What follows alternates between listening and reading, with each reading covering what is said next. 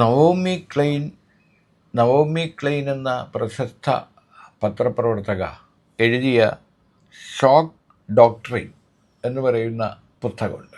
ആ പുസ്തകത്തിൽ പറയുന്നത് യുദ്ധകാലത്തായാലും മഹാമാരിയുടെ കാലത്തായാലും എല്ലാം ഭരണാധികാരികൾ, ഭരണകൂടങ്ങൾ ജനങ്ങളെ ചൂഷണം ചെയ്യാനുള്ള അവസരമാക്കി ആ സന്ദർഭങ്ങളെ മാറ്റുമെന്നാണ്. അങ്ങനെ അവർ നടത്തിയ ഒരു അന്വേഷണത്തിൻ്റെ പുസ്തകം കൂടിയാണ് ഈ ഷോക്ക് ഡോക്ട്രിൻ എന്ന് പറയുന്നത്. നമ്മുടെ വയനാട് ദുരന്തം കേരളം കണ്ട ഏറ്റവും വലിയ ദുരന്തമായി മാറിയ സന്ദർഭത്തിൽ നമ്മുടെ ഭരണാധികാരികൾ, നമ്മുടെ ഭരണകൂടം ഓരോ പരിഷ്കാരങ്ങൾ അടിച്ചേൽപ്പിക്കുകയാണ്. അതിലൊരു പരിഷ്കാരമാണ് അടുത്ത 3 വർഷത്തേക്ക് വൈദ്യുതി ചാർജ് കൂട്ടണമെന്ന വൈദ്യുതി ബോർഡിൻ്റെ ശുപാർശ. വൈദ്യുതി ബോർഡ് റെഗുലേറ്ററി കമ്മീഷന് ശുപാർശ നൽകിയിരിക്കുകയാണ്. അടുത്ത 3 വർഷം, അതായത് 23, 24, 25, 26, 27 വരെയുള്ള വർഷങ്ങളിൽ വൈദ്യുതി ചാർജ് കൂട്ടണമെന്നാണ്. അപ്പോൾ ഈ വർഷം പറയുന്നത് 250 യൂണിറ്റിന് മുകളിൽ വൈദ്യുതി ഉപയോഗിക്കുന്ന ആളുകൾക്ക് പകൽ സമയത്തും രാത്രി സമയത്തും വ്യത്യസ്ത താരിഫുകളാക്കണമെന്നാണ്. അത് ആ നില 2027 വരെ തുടരണമെന്നാണ്. അങ്ങനെ നിരക്ക് കൂട്ടണം. അതുപോലെ തന്നെ സോളാർ ഉപയോഗിച്ച് വൈദ്യുതി സ്വയം ഉൽപ്പാദിപ്പിക്കുന്ന വീട്ടുകാർക്ക് അവർ പകൽ ഉൽപ്പാദിപ്പിക്കുന്ന വൈദ്യുതിക്ക് ഒരു ചാർജും രാത്രി ആ ചാർജിൽ 20 പൈസയുടെ കുറവ് വരുത്തണമെന്നാണ്. 80% വില മാത്രമേ ആ ഉപഭോക്താവിന് സോളാറിൻ്റെ പേരിൽ നൽകാവൂ എന്നാണ്. അങ്ങനെ നോക്കിക്കഴിഞ്ഞാൽ ഈ പുര കത്തുമ്പോൾ വാഴ വെട്ടുന്ന ഒരു പരിപാടി തന്നെയാണ് വൈദ്യുതി ബോർഡ് ഇപ്പോൾ നടപ്പാക്കാൻ വേണ്ടി നൽകിയിരിക്കുന്ന ശുപാർശ. റെഗുലേറ്ററി കമ്മീഷൻ ഇത് അംഗീകരിക്കുമോ ഇല്ലയോ എന്നത് മറ്റൊരു വിഷയമാണ്. എന്തായാലും കേരളം വലിയ പ്രതിസന്ധിയിൽ നിൽക്കുമ്പോൾ വയനാട്ടിൽ 100 കണക്കിന് ആളുകൾ മരിച്ചു പോവുകയും അതിലേറെ പേർ ആളുകളെ കാണാതാവുകയും ചെയ്ത സന്ദർഭത്തിൽ സർക്കാർ ഉദ്യോഗസ്ഥർ അടക്കം 5 ദിവസത്തെ സാലറി നൽകാൻ പോലും സന്നദ്ധരായി മുന്നോട്ട് വന്നിരിക്കുകയാണ്. കാരണം കൊച്ചു കുട്ടികളടക്കം കുടുക്കുകൾ, സമ്പാദ്യങ്ങൾ ഒക്കെ പൊട്ടിച്ച് മുഖ്യമന്ത്രിയുടെ ദുരിതാശ്വാസ ഫണ്ടിലേക്ക് നൽകിക്കൊണ്ടിരിക്കുന്ന ഈ സന്ദർഭത്തിൽ വൈദ്യുതി ചാർജ് കൂട്ടണം എന്ന ശുപാർശ നൽകുന്നത് ശരിക്കും പറഞ്ഞാൽ ഈ ദുരന്ത സമയത്തുള്ള ഒരു തീവെട്ടിക്കൊള്ള എന്നല്ലാതെ ഒന്നും പറയാൻ കഴിയില്ല. അതായത് 24-25 വർഷത്തിൽ 811.20 കോടിയുടെ വർധനവ് ആവശ്യമാണെന്നാണ്.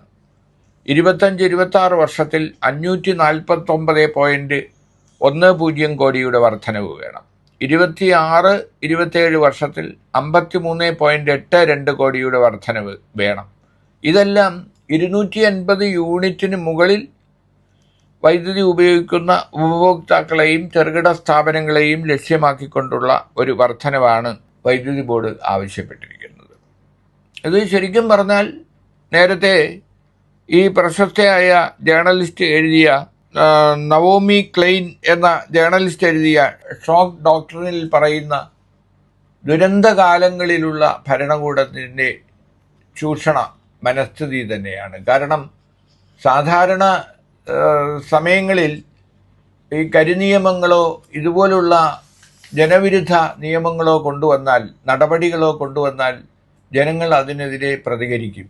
അത് നടപ്പിലാക്കാനാവില്ല. പക്ഷേ ഇത്തരം സമയങ്ങളിൽ ഈ ജനങ്ങളെ ബാധിക്കുന്ന പരിഷ്കാരങ്ങൾ കൊണ്ടുവന്നാൽ ജനങ്ങൾ അതിനെതിരെ പ്രതികരിക്കില്ല എന്ന ഒരു വിശ്വാസമാണ് ഉള്ളത്. ഇതോടൊപ്പം കൂട്ടി വായിക്കേണ്ട മറ്റൊന്ന്, നേരത്തെ നമ്മുടെ എക്സൈസ് മന്ത്രി MP രാജേഷ് അടക്കമുള്ളവർ നിഷേധിച്ചിരുന്ന നമ്മുടെ ഡ്രൈ ഡേ എടുത്തു കളയുന്ന 1-ാം തീയതിയിലെ ഡ്രൈ ഡേ എടുത്തു കളയുന്നത് വലിയ വിവാദമായിരുന്നു. കാരണം ബാർ ഉടമകൾ അതിൽ വലിയ കൈക്കൂലി വാങ്ങിയെന്നും ആ ആരോപണം ഉയർന്നു. നിയമസഭയിലും മറ്റും മന്ത്രി അടക്കം അത് നിഷേധിച്ചിരുന്നു. പക്ഷേ ഇപ്പോൾ വീണ്ടും പുറത്തു വന്നിരിക്കുന്നത് വിശേഷ ദിവസങ്ങളിലും ടൂറിസ്റ്റ് കേന്ദ്രങ്ങളിലും ഡ്രൈ ഡേ എടുത്തു കളയാൻ വീണ്ടും ആലോചിക്കുന്നു എന്നാണ്.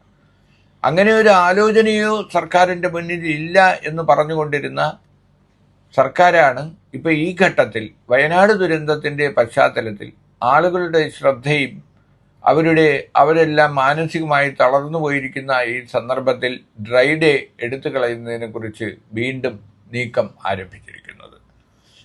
ഇതോടൊപ്പം തന്നെ ആരോഗ്യമന്ത്രിയും തന്നാലാവുന്നത് ചെയ്തിട്ടുണ്ട്. ആരോഗ്യമന്ത്രി വീണ ജോർജിൻ്റെ നിയന്ത്രണത്തിലുള്ള മെഡിക്കൽ സർവീസ് കോർപ്പറേഷനിൽ 186 പിൻവാതിൽ നിയമനം നടത്തിയിരിക്കുകയാണ്. ഒരു അറിയിപ്പുമില്ലാതെ ഇപ്പോൾ തന്നെ 135 പേർ ഈ കോർപ്പറേഷനിൽ ജോലി ചെയ്യുന്നുണ്ട്. എന്താ പറയുക, പത്രപരസ്യമോ അല്ലെങ്കിൽ വെബ്സൈറ്റുകളിൽ പരസ്യമോ ഒന്നും നൽകാതെയാണ് ഈ പിൻവാതിലൂടെ വേണ്ടപ്പെട്ടവർക്ക്, സ്വന്തക്കാർക്ക് ഈ നിയമനം നൽകിയിരിക്കുന്നത്. അപ്പോൾ നിലവിലുള്ള ഉത്തരവുകൾക്കും ചട്ടങ്ങൾക്കും വിരുദ്ധമാണിത്.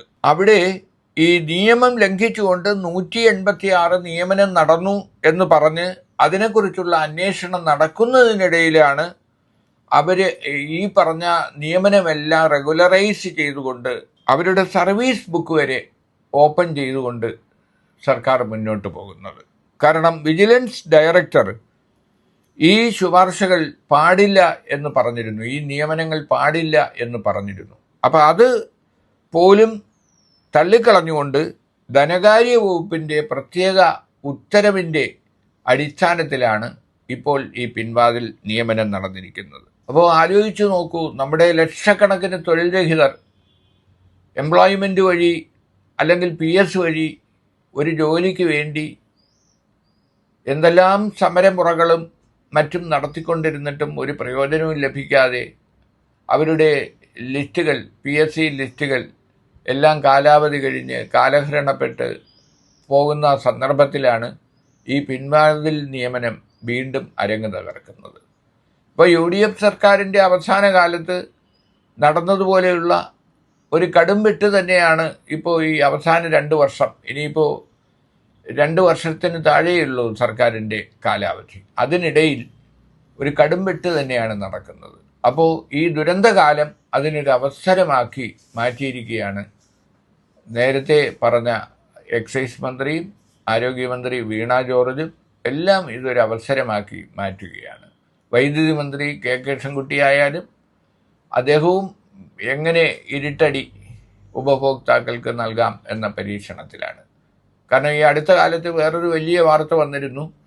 അതായത് കുറഞ്ഞ വിലയ്ക്ക് കേന്ദ്ര പൂളിൽ നിന്ന് വൈദ്യുതി ലഭിക്കുമായിരുന്നു, അതിന് ടെൻഡർ സമയത്ത് കൊടുക്കാത്തത് കാരണം അത് നമുക്ക് നഷ്ടപ്പെട്ടു.